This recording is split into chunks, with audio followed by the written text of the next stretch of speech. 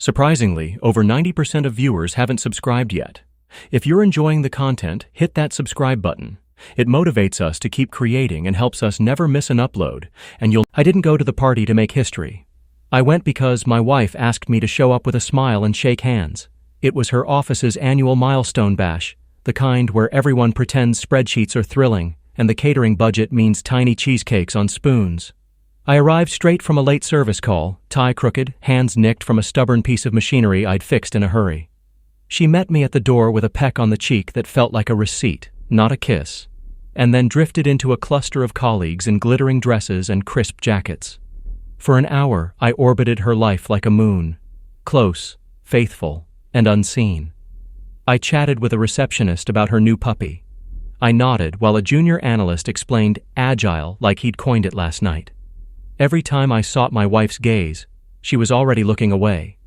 The ballroom buzzed with curated optimism. Edison bulbs looped across the ceiling. Gold letters spelled out a motto about innovation, and the music hovered at the exact volume required for people to believe they were having fun. My wife's laugh rang out near the bar. Crystal, practiced. The laugh she used in meetings and networking lunches. I recognized it because I hadn't heard her real laugh in months. I didn't intend to listen in. It happened because the crowd shifted, because I stepped aside to let a waiter pass, because the palm in the corner created a half-hidden alcove where I could stand without being bumped. The leaves formed a screen.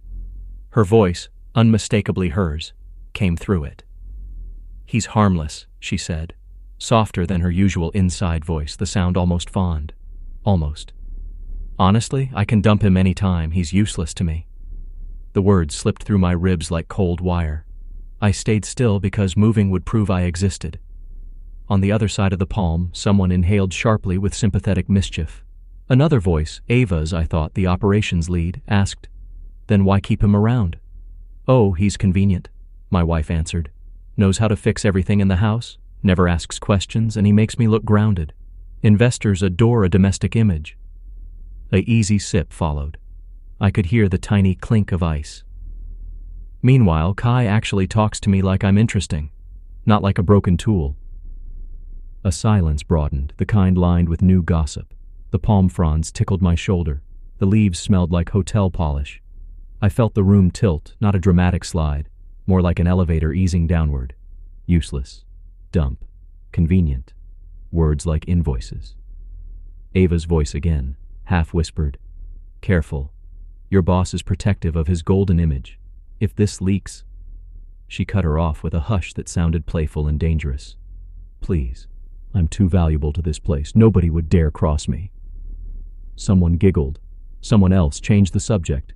The moment should have withered, but the echo of it clung to me. My right hand found my wedding band. The metal had a notch from the day I caught it on a ladder rung. I slid it around my finger like a dial searching for a station that didn't exist. In a good story, thunder cracks on cue. In real life, a waiter arrived with sliders and asked if I wanted the vegetarian option. I took one to give my face something to do that wasn't crumbling. The slider tasted like cardboard kindness. I chewed, swallowed, and set the napkin on a tall table no one stood near. I could have barged through those leaves and asked her to repeat herself. I could have hissed and trembled and staged a scene. Instead, I did what I do: assess the problem, choose the tool, tighten the right bolt. I took out my phone and scrolled to a number I hadn't used in a long time. Hal didn't work with me anymore. He'd been my mentor at the community makerspace, a veteran with an engineer's patience and a chess player's eyes. When my wife's company partnered with a defense contractor last year, it was Hal who muttered, "Careful what that crowd calls harmless." He had a talent for reading blueprints of people. I trusted him because he never asked for trust. The call connected on the second ring. "Kid," he said, which he still called me even though I had creases forming at the corners of my mouth. "You sound like a man who just swallowed a nail. I need a quick favor," I said, keeping my voice steady. The palm leaves rustled with the air of the vents. On the other side of them, laughter swelled and thinned, the tide of a party. "What kind?" "The kind that keeps a light on the truth." I stepped farther into the shadow, gave him the bare facts, nothing extra. What I'd heard, exactly where I was, and who else was present. I didn't say the name of my wife's colleague, Kai, as if not naming him would keep him from becoming more real. I mentioned the boss, Mr. Thorne, a man whose hairline and confidence receded at the same rate, but whose temper never did. Hal whistled low. "You want a fire alarm or a floodlight?" "Floodlight," I said. "Fire alarms get everyone running without asking where. Floodlights show what's already there. Preferably one that arrives with accountability attached. Then you should call the boss." He paused. I could picture him in his kitchen, glasses on his head, tea forgotten in the microwave. "But you won't, because you're kinder than the situation deserves." Give me 5 minutes. I knew better than to ask what he would do. The makerspace taught me not to hover over the soldering iron. I thanked him and slid the phone back into my pocket. My breath filled my chest without quite touching the bottom. I moved out from behind the palm and re-entered the current of the party. A photographer encouraged a cluster to pose with cardboard speech bubbles, crushing Q4, and data is my love language. I accepted a soda from the bar. The bartender, noticing my hand, said, "Rough day?" I smiled. He nodded in a way that meant he'd already forgotten me. When I found my wife again, she was lit by the warm glow of approval. Her group leaned toward her like flowers to a lamp. She brushed a strand of hair behind her ear, the exact practice gesture she used on stage when debating metrics. When she finally looked at me, it was the way you register a piece of furniture in a room you don't plan to redecorate. "Hey," she said, drawing me in just close enough to show she'd brought a husband. "You okay?" "Fine," I replied. "Great spread." Her smile hovered, inspection ready. "The mini quiches? The chef's a genius. I told procurement we needed better partners." She squeezed my elbow, a public touch, then turned to her team. "This is my husband. He's the one who knows how to make literally anything work." They nodded with polite interest, then returned to their talk. I stood beside her and listened to a conversation about a vendor who sent the wrong swatches and whether the winter campaign should feature more blue. The human desire to arrange colors into meaning never ceases to amaze me. I drank my soda. My wedding band had never felt heavier. My phone, face down against my palm, buzzed once. I looked. A text from Hal. "Step outside." Quietly. I set the glass on the nearest ledge and murmured something about the restroom. The hallway outside the ballroom was cooler, and the lighting was practical rather than theatrical. My steps sounded like decisions. I walked past framed photos of the company's founders standing beside whiteboards, where early ideas looked charming and small. At the far end, a set of side doors opened to a terrace strung with lights. The night air greeted me with the smell of rain on concrete, even though the sky was clear. I called him. "I'm out." "Good," Hal replied. I looped in an old friend who owes me 2 favors and enjoys dramatic timing. He got in touch with someone who has the power to care. They'll be there shortly. If you'd like to be present when the lights flip on, position yourself near the ballroom doors. What exactly did you tell them? That a senior manager at a partner firm is celebrating while discussing conflicts that would make their risk department sweat through their suits. He paused. All true. No embroidery. I rested my hands on the balcony rail. Down below, taxis wrapped the curb like ribbon. Beyond the hotel's hedge, the city shone with the particular electricity of Friday night, 1,000 stories crackling at once. I pictured my wife's phone resting in her handbag next to lip balm and a mint tin. I wondered whose names had glowed across its screen lately. The thought felt like leaning too far over a ledge. "Kid," Hal said gently, "you can step back, you know." "I am," I said. I turned and went inside. The ballroom doors muffled and released sound like lungs breathing.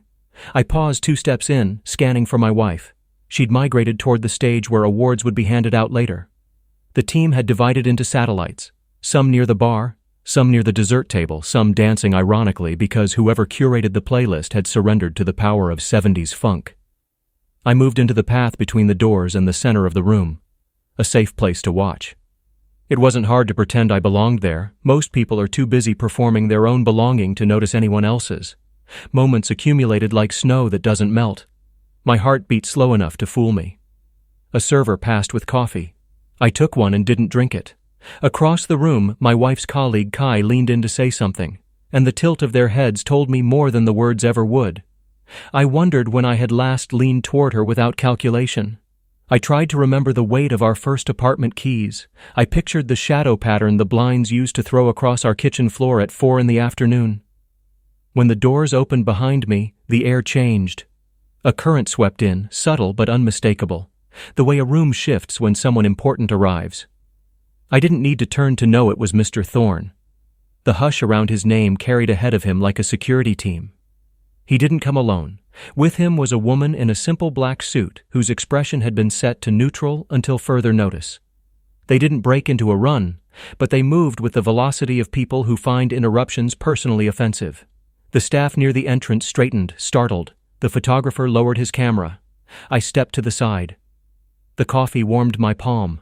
My body felt very still inside itself, like equipment powered on but waiting for a command. Thorne's eyes swept the room and landed on my wife with the accuracy of a missile guided by ego. He strode forward. Conversations hiccuped and tried to resume. My wife saw him approaching and brightened into her corporate-grade smile, that foolproof combination of charm and competence. She began to raise her hand in greeting. He didn't offer his.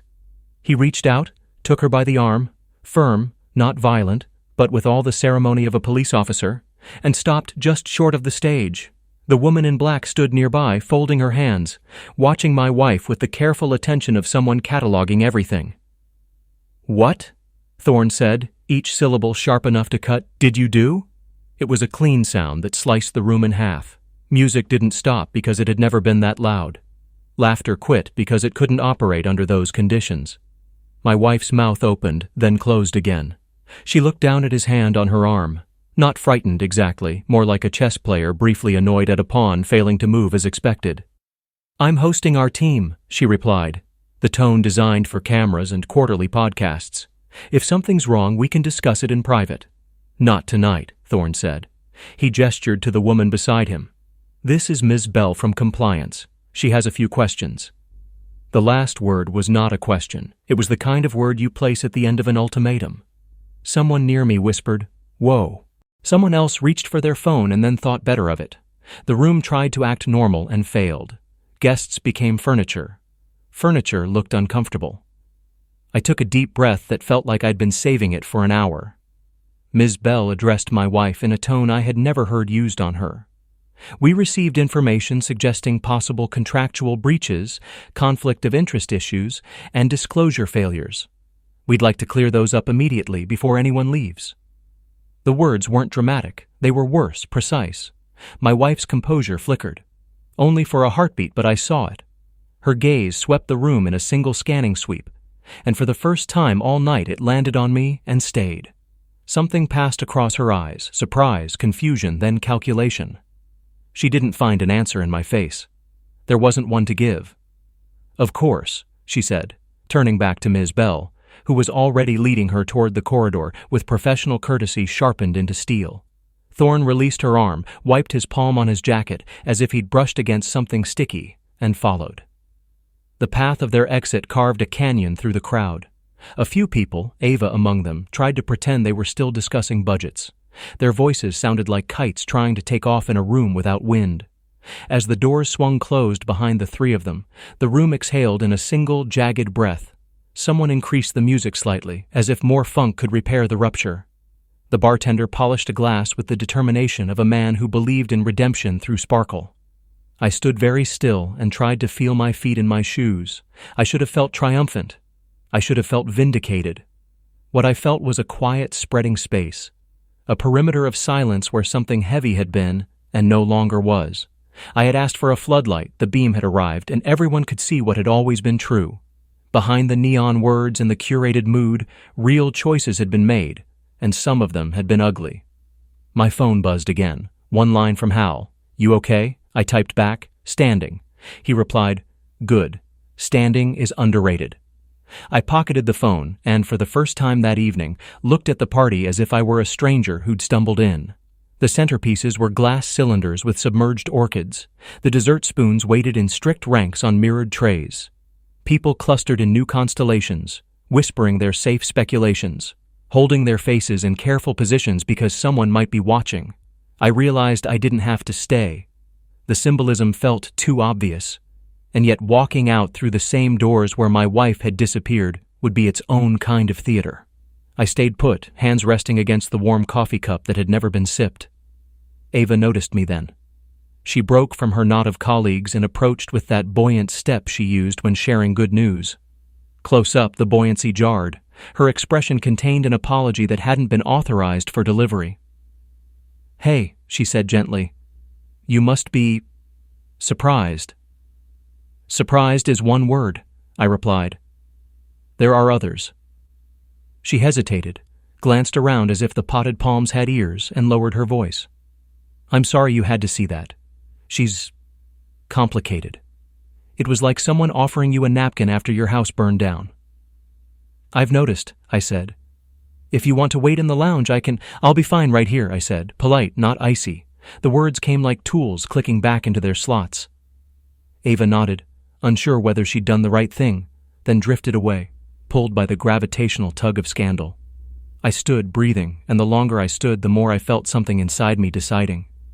Not about punishment, not about vengeance. Those were loud, short-lived decisions that felt like fireworks. This one felt like a foundation plan chalked on a slab. The walls would go where they had to go. The doors, too. 10 minutes passed, or maybe an hour. Time behaves badly at parties. I watched as one by one the oldest employees detached themselves and left with murmured excuses. Newer staff texted furiously under the table flowers. A man from the vendor team told a long joke to no one. The DJ, reading the room with the grim optimism of a lifeguard at a thunderstorm, pivoted into a song with a bass line that tried to pretend nothing had happened here tonight except joy. A staffer appeared from the corridor and approached the host mic. He tapped it. "If everyone would please remain calm and enjoy the evening," he announced, breathless. "We're pausing the program briefly while our senior leadership addresses an internal matter. Thank you for your patience." The last word landed like a shrug. People nodded as if patience had just been invented, and they intended to try it. I didn't move. I didn't text. I didn't look for a symbolic spotlight and stand in it like a martyr. I practiced standing. Standing meant I could feel the difference between anger and clarity. Standing meant I didn't owe anybody a performance. The doors opened again. Ms. Bell emerged first, her face unchanged. Thorne followed, jaw clenched so tight I wondered if it would crack. My wife came last. Her posture was perfect, the kind that always read as invincible in photographs. Up close, I saw the edges beginning to fray. She looked straight at the center of the room and then, deliberately, right at me. It was a look that said, "Don't do anything rash," then said, "Help me," then said, "You wouldn't dare." I didn't move. They crossed to a small raised platform typically reserved for executives accepting applause. Ms. Bell whispered something to the staffer, who handed Thorne the mic without swallowing his terror. The room tilted toward him. He cleared his throat. "Friends," he began, and the word sounded ridiculous. "We've encountered an immediate matter requiring attention. Our colleague will be stepping into a conversation with compliance this evening to ensure our standards remain, as always, above reproach. Please continue enjoying the night." It was the opposite of a statement, and yet the only one he could make. He gestured toward the bar like a flight attendant, telling you the oxygen masks would be dropping soon.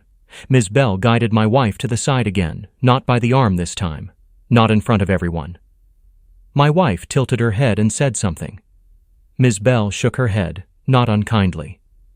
They vanished back down the corridor. I looked at the coffee, now cold, and set it down. If I left, I'd be walking toward an empty apartment furnished by habits. If I stayed, I'd be standing beside the consequences as they ripened. Either way, the person I'd been when I arrived was gone. My ring felt like a borrowed item. I slid it off, not ceremoniously, not as a vow, but as a simple adjustment made so that circulation could return where it had been pinched. I tucked it into my pocket. No one saw. Someone nearby cheered because they'd won a raffle for a spa day. The room obliged with scattered claps. My phone buzzed. Another text from Hal. "Want me to pick you up?" I typed, "Not yet." Then, after a pause, "Thank you. Always," he wrote. I turned toward the corridor, not to interfere, not to gloat, but because the time for standing had done its quiet work. I would talk to my wife when she came back out, and I would listen if she had something true to say. I didn't expect truth from her anymore, and that, more than anything, was the final blueprint line drawn across the old plans. The doors swung once more. A burst of cooler air seeped into the too-warm ballroom, and with it that feeling you get when a story reaches the point where it can no longer pretend to be a different story. I braced, not for a scene, not for a spectacle, but for the ordinary fact of what comes next when floodlights are left on. I saw her then, flanked by Ms. Bell and Thorne, eyes shining the way eyes shine. When a person realizes the script they wrote for themselves has been replaced by a different one, written by actions instead of dreams. She started walking toward me, and the distance between us shortened with every step that counted, every step that could no longer be taken back. She crossed the floor with the same composure she used in every boardroom, but I could see the tightness in her jaw. The whole room was still buzzing, but quieter now. Voices dipped like they were all afraid to attract attention. When she stopped in front of me, it felt like the music receded another notch. "You," she whispered, her voice calm but laced with accusation. "What did you say to them?" I didn't flinch. "I didn't have to say much. Your words carried plenty of weight." Her lips pressed into a line. For years, she'd been able to talk her way through anything. Deadlines, missed promises, even us. Tonight, her charm had cracked, and behind it I saw something raw. Fear, maybe, or the recognition that the ground she'd built her world on was giving way. Before she could respond, Ms. Bell returned, politely firm. "We'll need you again." My wife hesitated, then squared her shoulders and followed, but not before giving me one last look, a mix of anger and plea. I didn't return it. Time stretched after she disappeared again. Colleagues shuffled, trying to act as if the party still mattered. But I stood straighter than I had all evening, feeling lighter in a strange, steady way. It wasn't triumph. It was release. When she finally reemerged, her expression had changed. No sparkle, no practiced laugh, just exhaustion. She stopped a few feet from me. "You've ruined everything," she said softly. "No," I replied, steady. "You did that yourself. I just stopped pretending not to hear." For once, she had no answer, and that silence, more than anything else, told me the story was finished. I walked toward the exit, each step deliberate. The music swelled behind me, desperate to fill the void. But I didn't look back. My phone buzzed in my pocket. Hal again. But I didn't need to read it to know what it said. Standing was enough. Walking away was better. That night, the life I'd carried like a burden finally slipped from my shoulders. I wasn't useless. I wasn't dumped. I was free.